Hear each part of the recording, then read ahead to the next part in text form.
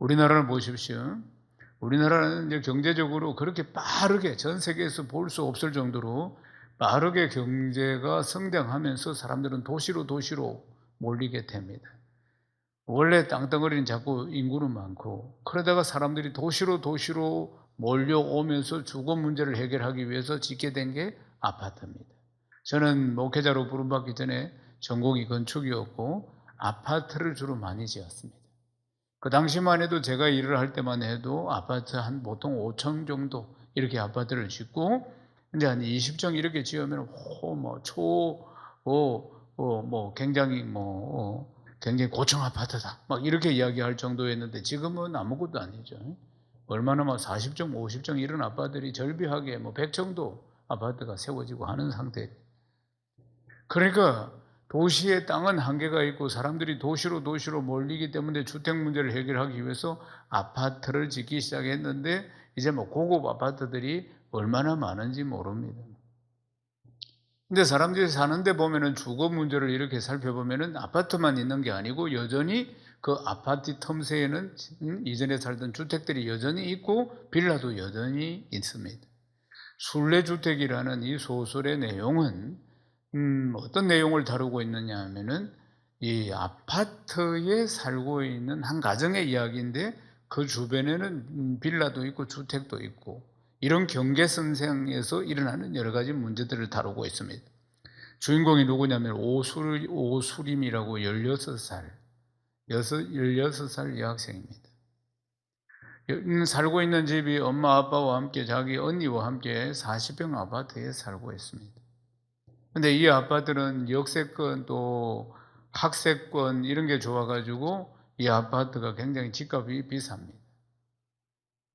근데 이 아파트는 그러니까 주인공인 수림이 부모의 것이 아니고 수림이 외할아버지 아파트입니다. 수림이 외할아버지 아파트인데 슬그머니 수림이 가족이 들어와서 살게 된 겁니다. 말하자면 별로 오갈 데가 없으니까. 그렇게 살게 되니까 수림이 외할아버지가 불편하니까, 그러니까 이 수림이 할아버지는 이 옆에 있는 이 주택으로 이사를 간 겁니다. 말하자면 순례주택으로. 본인이 가고 싶어서 간 게 아니고 딸이 들어와서 이 아파트를 차지하니까 같이 살기가 불편하니까 자기가 오히려 그냥 순례주택 여기로 이사를 간 것입니다. 그렇지만 그 할아버지는 속이 터집니다. 표현은 못하지만 딸 때문에. 수림이 외할아버지는 굉장히 성실한 사람이고 75세가 될 때까지 땀을 흘리면서 엔지니어로서 일을 했습니다. 그런데 딸과 사이는 대학은 좋은 데 나왔습니다. 명문대학을 나왔어요. 그런데 보면은 딸은 직장 생활을 하지 않고 그냥 가사만 돌보고 취미 생활하고 이렇게 이제 살고, 사이는 대학교 시간 강사인데 이제 곧 교수가 될 것이다 하는 소리를 17년째 하고 있는 시간 강사입니다. 근데 수림이 외할아버지는 자기 딸과 사이가 정말 못마땅합니다. 보면은 부지런하지도 않고 성실하지도 않고, 그리고 그냥 허영심만 많은 자기 딸, 그리고 또 자기 사위. 그러니까 이들을 보면은 속이 아주 그냥 속이 타들어갑니다. 그렇지만은 딸 가진 부모라 이런저런 이야기를 못 하고 있습니다. 수림이 언니가 있는데 각 연년생입니다. 그런데 수림이 언니 미림이는 공부를 잘하는데 전교에서 1, 2등 합니다. 그래서 전교에서 1, 2등 하는데 고액고하이를 붙여가지고 그렇게 공부를 합니다. 근데 수림이 언니 미림이는 공부를 잘하니까 생각이 늘 보면은 나중에 직장생활 하면서 BMW 타고 직장생활하고 그렇게 사는 걸, 이 허영심이 굉장히 많습니다. 이 아이는. 그리고 집에서 공부한다는 핑계 대고 손가락 하나도 까딱도 하지 않아요. 자기 방도 치우지 않습니다. 그런데 이제 이 태어날 때 이제 미림이 놓고 그 다음에 수림이를 이제 놓게 되는데, 이 엄마가 연년생을 놓고 이러다 보니까 나중에 이제 산후 우울증이나 이런 게 찾아오고 몸이 좀 약하고 그런 바람에 둘 다 키울 수가 없어가지고 이 엄마가 둘째를 갖다가 수림이를 갖다가 순례주택에 살고 있는 자기 아버지한테 맡깁니다. 그러니까 또 이제 저 수림이 할아버지는 또 일도 해야 되니까 애를 봐주고 뭐 이렇게 할 수가 없으니까 수림이 할아버지는 누구한테 부탁을 하느냐면은 순례 할머니, 순례시라고 한 20년 동안 지인으로 이렇게 지내는 할머니가 있는데 이 순례시에게 아이를 좀 봐달라고 부탁을 합니다. 그러니까 이제 이 순례시는 그래서 이제 이 부탁을 받고는 이 아이를 봐주는 것입니다. 수림이를 봐주는 것이에요. 그렇지만은 정말 양육비 한 번도 받지 않고 자기 친손녀처럼 그렇게 잘 돌봅니다. 정성을 다해가지고. 그러니까 이 순례시, 즉 순례 할머니, 그게 이제 이 수림이가 가서 이제 키우는 거예요. 할머니가. 그런데 순례 할머니가 좀 독특한 분입니다. 순례시. 이 책의 주인공은 순례시와 수림이 두 사람의 이야기입니다. 그래서 순례시가 수림이를 요만한 걸 키우면서 할머니라고 부르지 말라고 했습니다. 뭐라고 불렀냐? 순례시라 불러라. 이렇게 가르쳤다는 거예요. 순례시라고 부르라. 요만한데 말 시작할 때부터 할머니라고 부르지 말고 순례시라고 부르라고 했어요. 그게 순례시, 그러니까 이 아이가 할머니를 갖다 순례시 이렇게 부르는 겁니다. 그런데 서로가 공감이 일어나고 굉장히 마음이 통하고 그러면서 굉장히 두 사람이 절친이 되면서 그러니까 가장 친한 최측근이 됩니다. 완전히 두 사람이 최측근이 된다 이 말 표현을 쓰자면 수림이 부부는 유명한 대학교를 나왔습니다. 두 사람 사이는 별 문제가 없는데 자기들이 아주 명문 출신이라는 것 때문에 뭐 지방대학 출신이라든지 아니면 공부를 좀 못했다든지 뭐 이런 사람들에 대해서는 굉장히 무시하는 그런 삶을 살아갑니다. 보면 수림이도 무시를 당하는데 수림이 언니는 미림이는 전교에서 1, 2등을 한다 그래 이야기했죠. 근데 수림이는 반에서 한 중간 정도 하는 겁니다. 그러니까 수림이 엄마가 수림이를 뭐라고 부르느냐? 모질이. 모자라는 아이, 모질이라고 이렇게 부르는 겁니다. 그럼 수림이는 자기 가족들을 뭐라고 부르느냐 하면은 가족이라고 부르지 않고 일군이라고 부릅니다. 그리고 자기 자신은 2군 끝자락에 있는 사람, 이런 정도로 생각을 하는 것입니다. 그래서 이 순례 할머니 밑에서 크다가 이제 초등학교 들어가면서부터 이제 자기 가정으로 들어갑니다. 수림이가. 그런데 그 과정 속에서 수림이는 이 순례 할머니를 통해서 굉장히 인생을 살아가는 교육을 잘 받습니다. 이 가족들과는 전혀 다른 다부지고 생활력 있고 부지런하고 성실하게 살아가는 이런 삶들, 그리고 200% 긍정적이고 항상 밝고 이런 인성을 이 할머니를 통해서 배우게 되는 것입니다.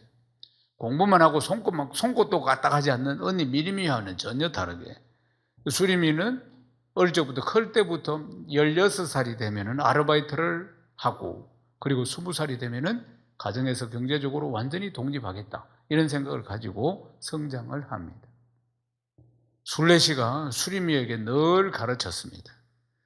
지구상에 하나뿐인 나의 최측근이요 이렇게 불러대요. 이 할머니가 수림이를 부를 때마다 우리는 앞으로 어떻게 살아야 된다고 했지? 그러면 수림이가 큰 소리를 외칩니다. 늘 감사하며 행복하게 살자 이렇게 이야기합니다. 그럼 순례시가 덧붙여서 말합니다. 수림아, 감사는 자기 자신을 아는 겸손한 사람들이 하는 것이고 행복은 감사하는 사람들만이 누릴 수 있는 특권이야. 잘 못 알아들었죠? 한 번 더 이야기할게요. 수림아, 감사는 자기 자신을 아는 겸손한 사람들이 하는 것이고 행복은 감사하는 사람들만이 누릴 수 있는 특권이란다. 이 할머니가 늘 이 아이에게 가르친 내용들입니다. 근데 수림이 할아버지가 이제 이 딸이 자기 집에 들어와 빌붙고 살고 이렇게 하니까 어떻게 하든지 뭔가 좀 지원을 해가지고 또 따로 자기들끼리 살게 해야 된다는 마음은 있지만 그게 뜻대로 안 되니까 그러던 중에 사기에 걸리게 됩니다. 어떤 사기에 걸리게 되느냐 하면은 태양광 발전, 이 태양광 발전에 투자를 하게 되면은 120% 이상의 수익을 거둘 수 있다. 이런 사기꾼에게 걸리게 됩니다. 그것도 다 딸 때문에, 딸 걱정 때문에 그래 된 겁니다. 그래가지고 이 할아버지가 집을 저당 잡혀가지고 지금 아파트를 저당 잡혀가지고 그래가지고 투자를 했는데 이게 사기에 걸린 것이에요. 그래서 이 집도 이제 경매로 넘어가게 된 겁니다. 완전 거지가 될 형편이 됐어요. 이 일 때문에 쇼크를 받아가지고 급성심근경색이 와서 결국은 세상을 떠나게 됩니다. 갑자기 일어난 사건이에요. 그러니까 그동안에 이 수림이 부모들은 이 할아버지가 자기 친정아버지 집에 얹혀 살고 친정아버지가 생활비를 지원해주고 그래서 살았던 겁니다. 이럴 때 사람들이 무너집니다. 완전히 이제 삶의 균형을 잃게 되는 거예요. 자괴감이 막 찾아오지. 낙심도 찾아오고 불안, 염려, 걱정, 근심, 인생살이의 무게가 천근처럼 어깨 위로 확 눌리는 거 아니겠어요? 이때 극단적인 선택을 하기도 합니다. 보통 사람들이 심해질 때, 이럴 때 물질적인 도움은 주지 못한다 할지라도 누군가 긍정적인 말로 이 낙심에서 무너진 마음을 잡아줄 사람이 있어야 됩니다. 이런 사람이 있고 없고가 굉장히 중요하다. 인생 살아가는 데 보면 수림이 가정이 이 상태에 빠졌습니다. 그러니까 수림이는 원래 16살이 되어서 지금 알바를 하고 있고 그리고 또 20살이 되면은 독립하겠다고 생각을 했기 때문에 그래 수림이는 이 문제를 놓고 그러니까 순례시와 언언을 합니다. 자기는 아무래도 집을 나가야겠다고 가정의 부담을 줄이기 위해서 이야기를 하니까 그러니까 이런 이야기를 하는 거예요. 순례시에게 묻습니다. 순례 할머니한테 순례시 일군들이 월세 보존금이 없어가 갈 곳이 없는데 그동안 할아버지가 생활비를 줬는데도 감사할 줄도 모르고 모아둔 돈도 없고 오늘 아침에 살이 떨어져 가지고 아무도 밥도 못 먹었어요. 그러니까 순례시가 대답을 합니다. 주구성에 하나뿐인 내 채채권인 오수림, 항상 부를 때 이래 부른다 이 말이지. 이 할머니가 어떤 사람이 어른인지 아니? 자기 힘으로 살아보려고 애쓰는 사람이야. 진짜 성숙한 사람은 어떤 사람인지 아니? 자기 힘으로 살면서 다른 사람까지 돕는 사람이야. 그렇습니다. 어른이 된다는 것은 스스로 힘으로 인생을 개척하고 독립적인 주체로 살아가는 것을 어른이다. 이렇게 이야기하는 것입니다. 그렇다면 우리는 예수 믿는 사람인데 예수 믿는 사람으로서 신앙적인 측면에서 영적인 어른은 어떤 사람일까? 물론 영적으로 성숙한 사람입니다. 영적인 어른은 누굽니까? 로더십이 확실한 사람, 그리스도의 주인 되심이 확실한 사람입니다. 그 사람은 늘 평안이 넘칩니다. 늘 감사가 넘칩니다. 늘 행복이 넘칩니다. 왜요? 주인 되시는 그분이 다 책임지시기 때문입니다. 잠언 16장 3절 말씀을 읽겠습니다. 너희 행사를 여호와께 맡기라. 그리하면 내가 경영하는 것이 이루어지리라. 맡겨야 하는 겁니다. 왜 못 맡길까요? 내가 주인이니까. 내가 주인이니까 못 맡기는 것이에요. 내 마음대로 하고 싶으니까. 또 신뢰가 안 가니까. 그분을 별로 만나본 적이 없기 때문에. 그분과 별로 교제한 적이 없기 때문에. 너희 행사를 여호와께 맡기라. 그러면 네가 경영하는 것이 이루어지리라. 사랑하는 여러분, 올해도 6개월을 살았습니다. 어떻습니까? 순탄하십니까? 뜻대로 잘 되십니까? No, 천만의 말씀. 인생은 참으로 만만치 않습니다. 인생이 순탄하지 않습니다. 성경은 말씀하죠. 사람이 계획할지라도 그 길을 인도하시는 분 여호와 하나님이시라고. 계획한 대로 다 될 것 같으면 출세 못할 사람, 성공하지 못할 사람, 행복하지 못할 사람, 건강하지 못할 사람이 어디 있겠습니까? 인생은 나 혼자 사는 게 아니고 내가 내 문제를 하나 해결했다 할지라도 같이 함께 관계되어 있는 사람들끼리 같이 살아가기 때문에 엎치고 겹치고 해서 쓰나미처럼 인생의 문제들이 찾아오게 되는 것입니다. 사랑하는 여러분, 영적으로 성숙한 사람은 어떤 습관을 가지고 있습니까? 이 습관, 늘 하나님과 물어보고 하나님과 대화하고 늘 의논하고, 그분이 내 인생의 주인이시니까. 그것이 영적으로 성숙한 사람들의 습관입니다. 그리고 그 대화 속에서 로마서 8장 28절에 지금 당하고 있는 이런 어려움이 나중에 결국 모든 것이 합력해서 선을 이루게 하신다는 응답을 받게 되는 줄로 믿습니다. 이런 사람에게 하나님께서 주시는 선물이 성령의 충만함입니다. 성령의 충만함, 이것이 최고의 축복입니다. 성령께서 사로잡아서 내 인생을 이끌고 가신다, 그 말입니다. 이스라엘 백성들을 광야길에서 구름기둥으로 불기둥으로 인도하셨듯이 그렇게 내 인생을 형통한 길로 인도하시는 것이 성령의 충만함이라는 사실입니다. 사랑하는 여러분, 내 인생의 주인은 하나님이시고 하나님이 책임지십니다. 아멘이십니까? 내 인생은 내가 책임지는 것이 아닙니다. 책임질 수 없어요. 능력이 안 됩니다. 사랑하는 여러분, 내 인생의 주인 되시는 하나님께서 책임지시고 기도할 때마다 응답해 주시고 하나님의 뜻대로 하나님의 계획대로 내 인생을 인도하시는 줄로 믿습니다. 이것을 깨달을 때 그때 감사가 넘치게 되는 것입니다. 순례 할머니, 순례 씨가 수림이에게 묻습니다. 너희 집에 너희 식구들 중에 진짜 사람다운 사람이 누군지 아니? 16살이 되자마자 아르바이트를 하면서 20살에는 독립하겠다는 사람이 누구니? 너희 집에 수림이 너만 어른 같아. 수림아, 40이 넘어서도 부모 도움을 받아야 살 수 있는 사람, 그런데도 부끄러운 줄도 모르고 빌라촌 사람들을 빌거지라고 놀리고 자기 부모 재산이나 욕심을 내고 있는 그런 사람들은 살아가는 게 누가 더 어린가 내기하는 것 같아. 네 외할아버지는 너희 부모가 철들 수 있는 기회를 빼앗아 버린 것 같아. 그게 실수한 것 같아. 성경은 예수 믿는 우리가 어떻게 살아야 하는지 말씀합니다. 데살로니가후서 3장 10절 말씀을 읽겠습니다. 우리가 너희와 함께 있을 때 너희에게 명하기를 누구든지 일하기 싫어하거든 먹지도 말게 하라 하였더니 아멘. 일하기 싫으면 먹지도 말라고 성경은 강력하게 말씀하고 있습니다. 성숙한 그리스도인들, 예수를 제대로 믿는 그리스도인들의 삶은 이렇습니다.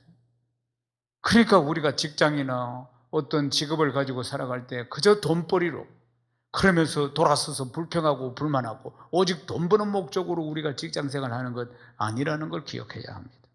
하나님께서 그 직장으로, 그 직업으로 나를 불러주셨다는 소명의식이 분명해야 하고 그곳에서 섬기는 삶을 살면서 하나님의 영광을 드러내야 하는 줄로 믿습니다. 순례주택의 임대료는 아주 쌉니다. 그래서 사람들이 순례주택에 들어오려고 줄을 서가 있는 겁니다. 순례주택 402호에는 이 건물의 주인인 김순례 씨가 살고 있습니다.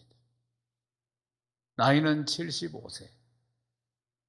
매사에 착한 사람, 성실한 사람으로 소문난 이전의 직업은 세신사였습니다. 45세가 될 때까지 목욕탕에서 때를 밀면서 그렇게 돈을 모아가지고 집을 하나 샀습니다. 동네 사람들이 이 집을 보고는 뭐라고 불렀냐면은 떼탑이다, 떼집이다, 이렇게 놀렸습니다. 그런데 이 집 근처에 지하철역이 생기면서 이 떼탑이 시세가 뛰기 시작했고, 그로 말미암아 보상을 받고 그 보상을 받은 거 가지고 4층 이 순례주택을 짓게 된 겁니다.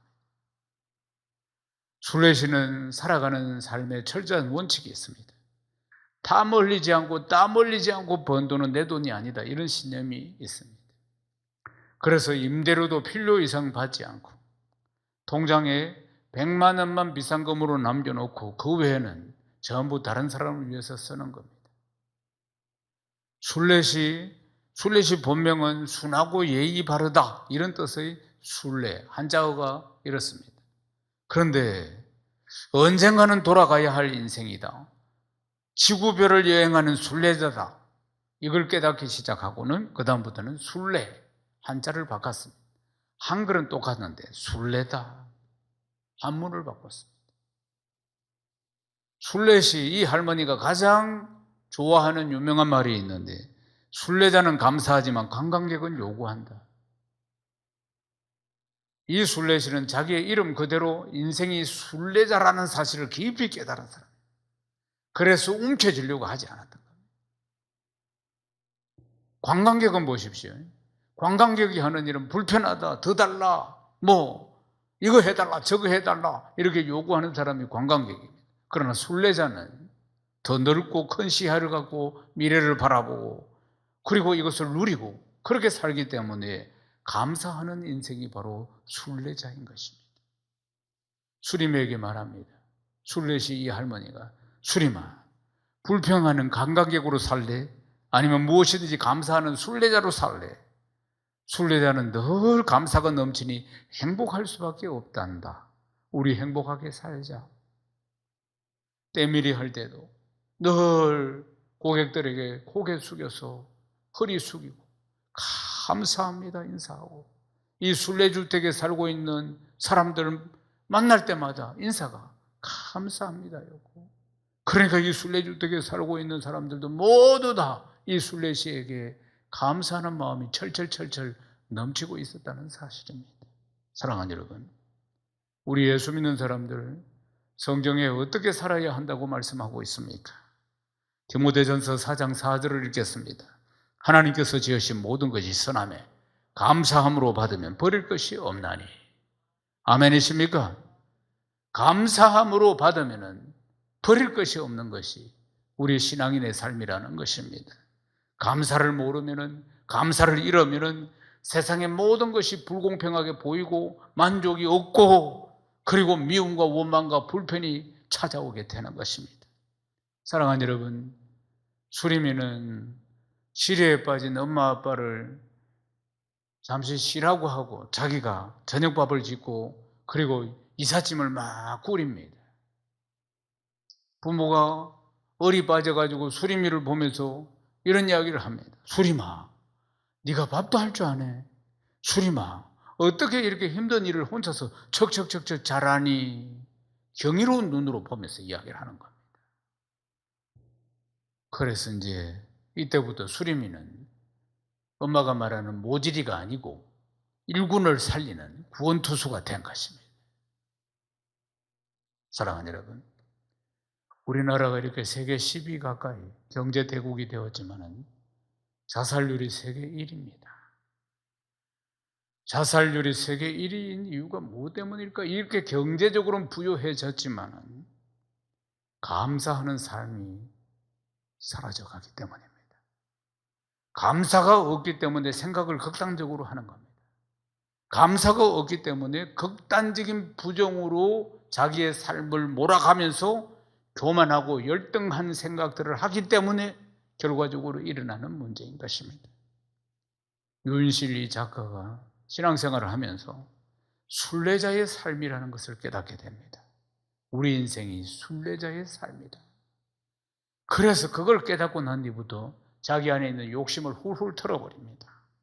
그리고 정말 초월적인 믿음의 세계를 꿈꾸는 영적인 어른이 되기로 결단을 하게 됩니다. 시편 50편 23절을 읽겠습니다. 감사로 제사를 드리는 자가 나를 영화롭게 하나니 그 행위를 옳게 하는 자에게 내가 하나님의 구원을 보이리라. 아멘. 사랑하는 여러분, 이 세상에서 육신의 정욕과 안목의 정욕과 이 세상의 자랑 붙들려고 부귀영화 붙들려고 발부둥치는 그 삶이 헛된 것임을 그때 가서는 깨닫게 될 것입니다. 비록 괴로움과 죄가 있는 곳이지만 빛나고 높은 저곳을 바라보는 순례자로 살아야 합니다.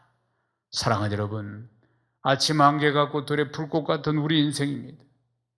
그렇지만 감사가 넘치는 순례자로 늘 감사와 기쁨과 행복이 넘치는 복된 성도로 살아가시기를 주님의 이름으로 축원합니다.